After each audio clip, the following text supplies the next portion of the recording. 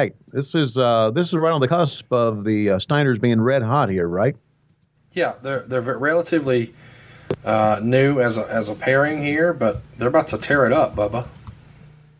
Yes, they are. Oh, by the way, call the NWA Wrestling Hotline, 1-900-909-9900. Phone number is no longer active, but we still got your money, so we don't give a fuck if it's active or not. Thanks for spending your allowance. Thanks for getting mom and dad pissed off at you. The NWA Wrestling Hotline. Did you call the hotline when you were a youngster? Come on, you can tell me. Yeah, not at this age, but probably like 97. Yeah. Was it worth the money? No. No. Yeah, okay. You can say that because So here's the deal. She's going to become woman on this show. Oh, okay. Yep. And as a reminder, the Steiners, I guess in late 88 is when Scott would accompany his brother, Rick, to the ring, but they wouldn't start teaming up and calling themselves the Steiner Brothers until January of this year. So they've only been a team for a little bit here. All right. Well, very cool. So we're seeing brand new stuff. Yeah, you can tell that Scotty got a lot better in the years to come than he was right here. Well, I mean, he changed everything with the Frankensteiner.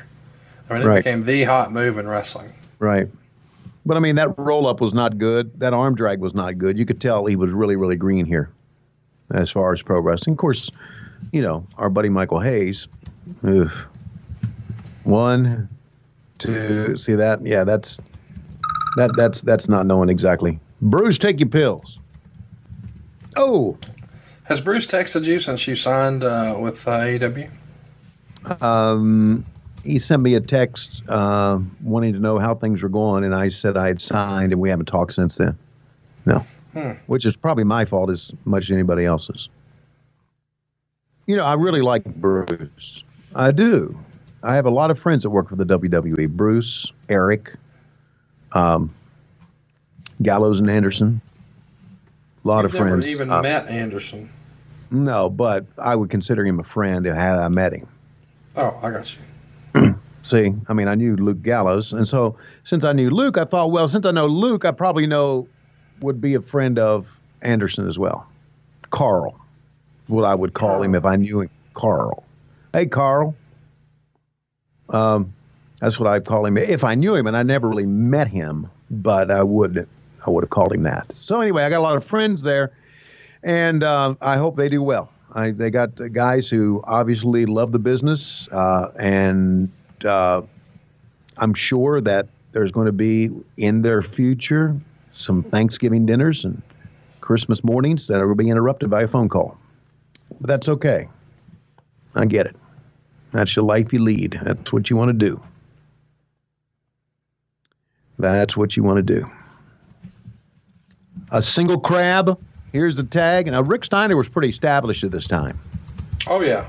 Yeah, as a singles wrestler. And, I mean, I can never go through one of these shows without thinking about what he does in life right now, which is absolutely amazing. I've got the Atlanta Braves have their number 2 prospect is a kid named Drew Waters, who played for Gwinnett this year, number 2 prospect in the Braves organization. And he is from Etowah High School in Woodstock in Cherokee County, where Rick Steiner is a member of the school board. And he even knows, everybody in school, he says, knows that Rick Steiner's on the school board.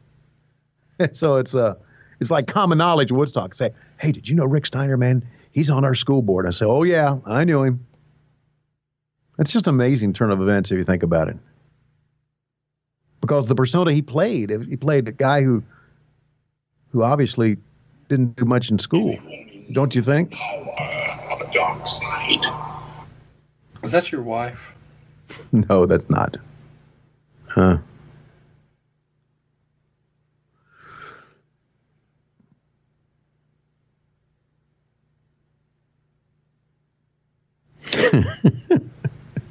I got to give Michael did have, we give him a lot of shit, deservedly so. But he did have a pretty good sense of timing in the ring, I thought, as far as fan reaction, getting the fans either riled up as a heel or behind him as a babyface. Whoa, how about that?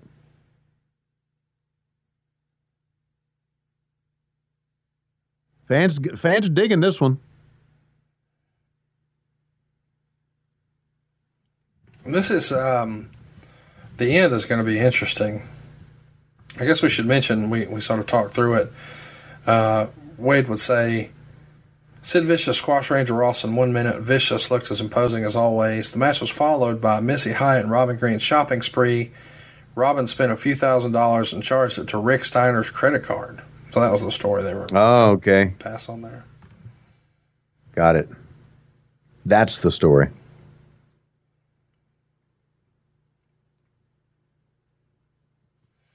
He would also say, one of the best camera jobs and camera work by the NWA crew, they missed the shot they were supposed to.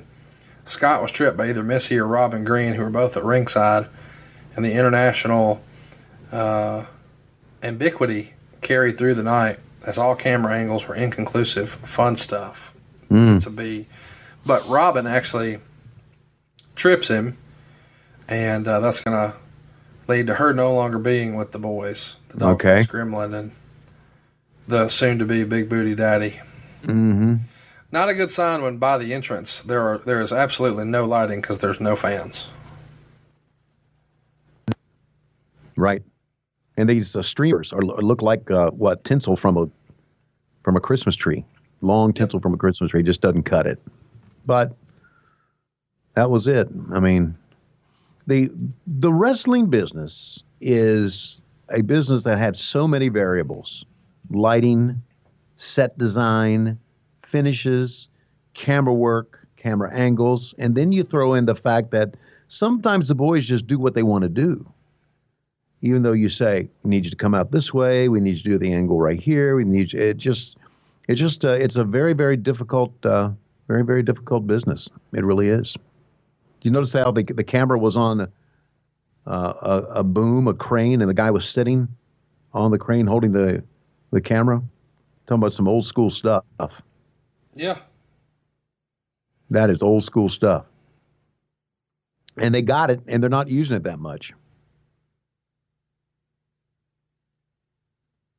See, Mike had some pretty good timing here, and you got to get up and wiggle his gimmick at the fans. And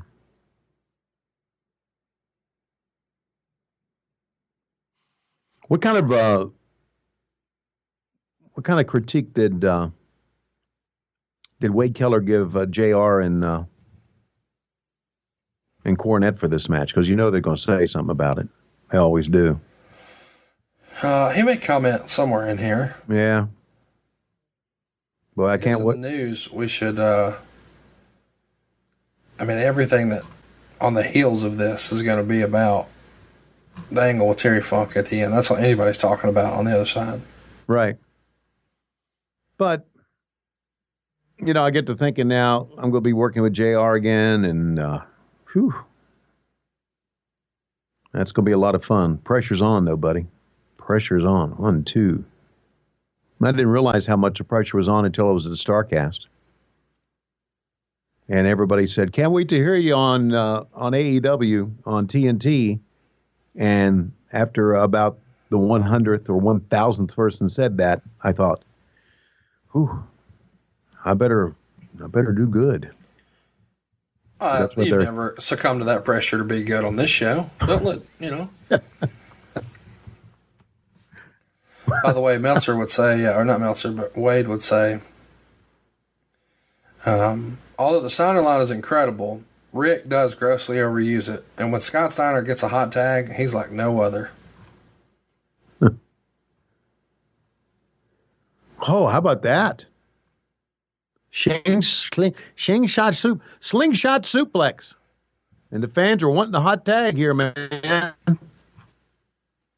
Speaking of hot tags, could go for that. Tag, Michael comes in. Here comes Rick. Boom, and they missed the hot tag on the camera.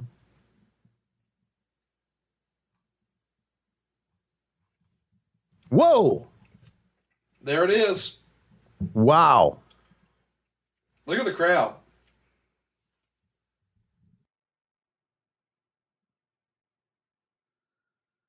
Give credit to Michael and Jimmy here taking those moves.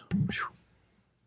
I mean, we got a guy who's pretty much green as far as pro wrestling is concerned, and those high-risk maneuvers that you see on a regular basis now or were back in '89, something brand new, right?